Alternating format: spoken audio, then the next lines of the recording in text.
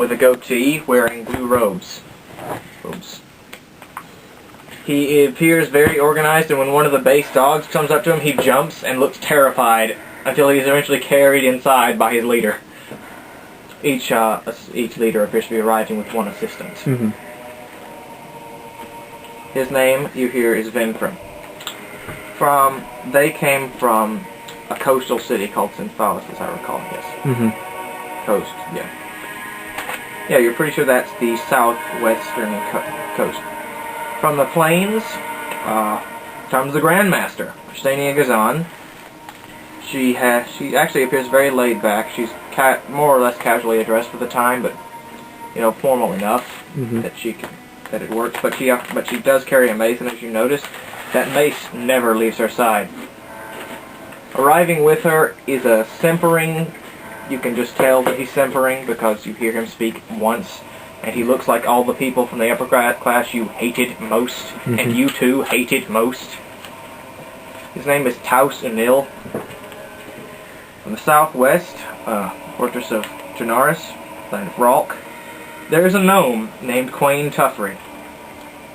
He wears a silver mohawk. This gnome appears to believe he is a dwarf, or at least really want to be. You can hear him. If I was a gnome, I'd want to be a dwarf. When he meets Gnomes are just dwarves with Down syndrome, let's be honest. When he meets Donan, then the Warbeard, he immediately launches into a dwarf hug, which of course only comes up to about the waist because he's a gnome. That's nice. He curses and spit a lot, and can spit really, really far. He has a dwarven war axe over his back, which is far too large for him, that he probably wields two-handed. With him arrives a tall, very good-looking, but kind of dense, human male named Ilson. And from the metropolis of Nerlet, on the base of Kalsna, that sounds a lot like Arcelor. Arilator Uzan, large, brown-bearded human male. You remember something about him. No one's entirely sure where he came from. He was just there one day on one of the battlefields, hacking things up on the side of the Illidan. It was a skirmish between a force of ogres. He killed a large number of ogres. With him comes Pret Ufark. You hear the name. He's a halfling who looks kind of nervous.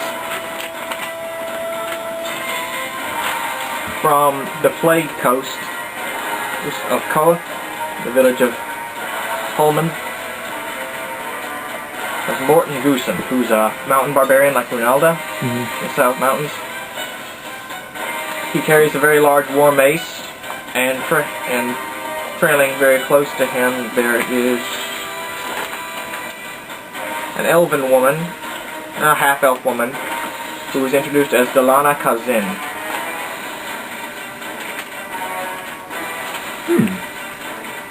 Yeah, I think that was all there were. There were 5 faces. Is she wearing anything in particular? Well, her formal gown is very gossamery. And she does wear a gold torque. You can make let me make a notice check for you. Okay. Why don't you make all my rolls for me? Maybe my dice just suck. 11, 13, and 10.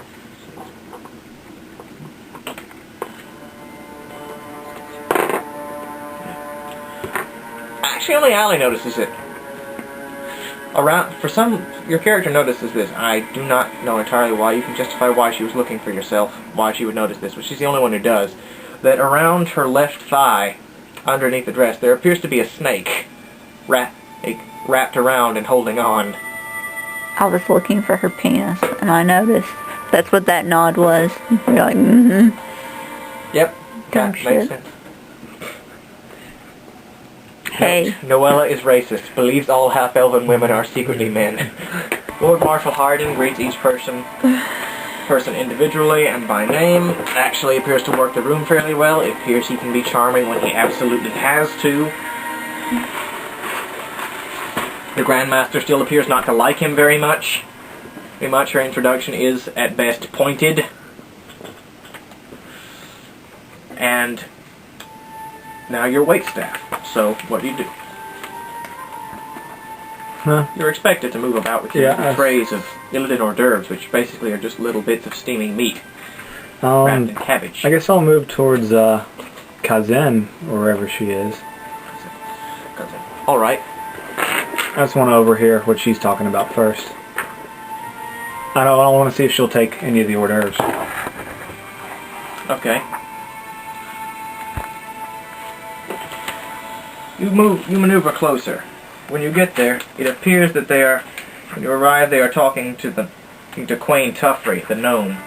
She and Morton Goosen. Goosen is arguing with Tuffrey somewhat vehemently about trade between their regions, and how Tuffrey's city is overcharging them for medicines. The city's near Tuffrey, which apparently grows some of the medicinal herbs they need. Tuffrey's saying, I don't control the trade. I know the fucking trade. They would listen to you. At least a little bit. I can't help you. He leaves. Apparently very angry. Goosen smashes a nearby table with the mace, and it says, sorry, I'll pay for that. Arden says, yes. Yes, you will. And then goes back to talking to someone else. May I offer steaming meat chunks, lady? Sir?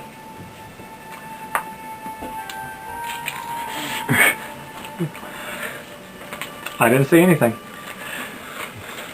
I did find it somewhat interesting. I was wondering if you would take one of the hors d'oeuvres, my lady. I happened to notice Kazan. As in Salashad Kazan? I don't remember who this is.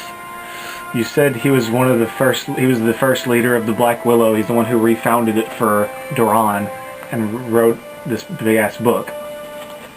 Oh, I spelled it differently, so I didn't notice. Oh. You know, you're coming up with a bunch of names and you don't notice that something looks really close to something else you've made. Is it K-A-apostrophe-Z-E-N? Z-I-N. Oh, well, that's the difference. That's Cosville now. No, let it stay. No, it's in with an I. It's in with an I. Oh. That mistake Then why is- do you have a snake wrapped around your shapely thigh? Hey, says Morton. Liberties. Liberties. It's okay. It's okay. It is shapeless. But anyway, that's my friend, Bob. And Bob stays there. I hope he stays there. Because people get nervous about Bob because he's a snake. I've had him since I was 14, and he's still alive. Giggity. Well, have a lovely time. Okay, that was my odd thing that I thought was important. So there I go. You guys do something useful now. I'm just gonna work the room with, or not, actually work the room, but try to be as discreet as possible, but cast comprehend languages on myself. Okay. Do I notice anything odd about anyone, or?